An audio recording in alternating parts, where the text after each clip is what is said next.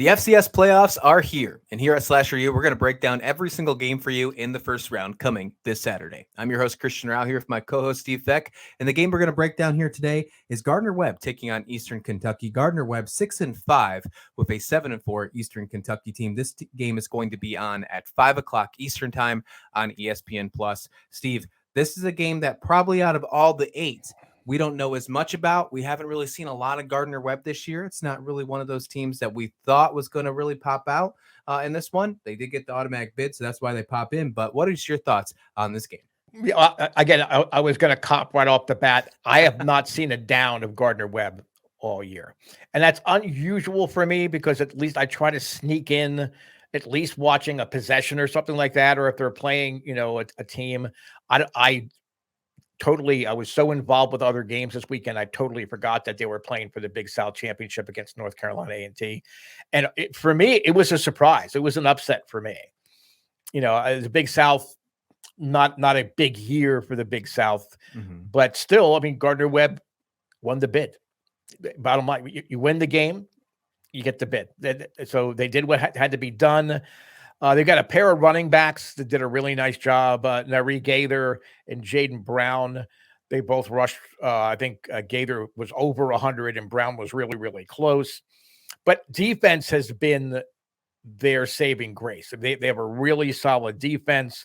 They've got a very exciting defensive back that, comes in and stops the run. He breaks up passes. He's very physical. Raekwon Ousley. So he's going to be a guy to watch on the Gardner-Webb side. As far as Eastern Kentucky, it doesn't surprise me that Eastern Kentucky is there because they have another amazing quarterback by the name of Parker McKinney. He's generally considered top 10 in the FCS. He threw for 427 yards and 5 touchdowns in the last game against Kennesaw State. He's thrown for over 3,500 yards on the year. He's really hasn't turned the ball over, only 7 interceptions versus 28 touchdowns. Another team with a good defense, though. Their linebacking core is really, really good. They force fumbles. They force turnovers. Matthew Jackson, Chase Lassiter probably lead the way there. But, they're a very physical defense. I think Gardner-Webb's going to be in for a long day. Because Eastern Kentucky is such a good team defensively, and they've got that quarterback as a weapon. He distributes the ball among all of his receivers. It's not just really one guy all the time. So I would imagine Eastern Kentucky at home, that's going to be another big advantage there. Gardner-Webb, they won the Big South, and that's huge for them. I think that was their first conference win since 2003. Wow. So again, it's a big moment for Gardner-Webb, but Eastern Kentucky is just going to be too much, especially defensively. Even though both teams are good defensive teams, Eastern Kentucky's defense is just a little bit better, and I think they're going to stymie Gardner-Webb and pull out this game at home. One thing to keep in mind is Gardner-Webb did win the Big South. They did win it fair and square.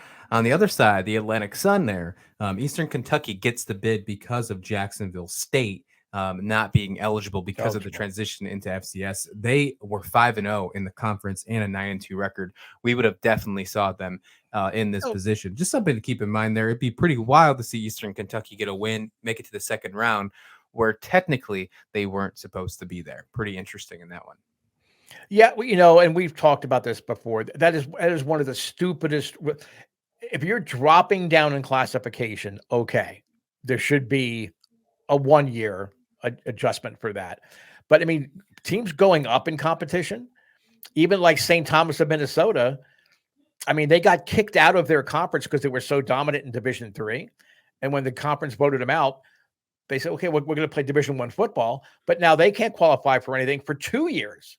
It makes no sense. If a team is making that kind of financial commitment and that overall commitment as a program to come up in the rankings, to be denied a playoff for one or two, and in many cases, I think Jacksonville State next year also is not going to be able to be playoff eligible. It's just plain up stupid. Yeah, absolutely. Of the NCAA to allow that to happen. How many teams jump up in classification? Not many.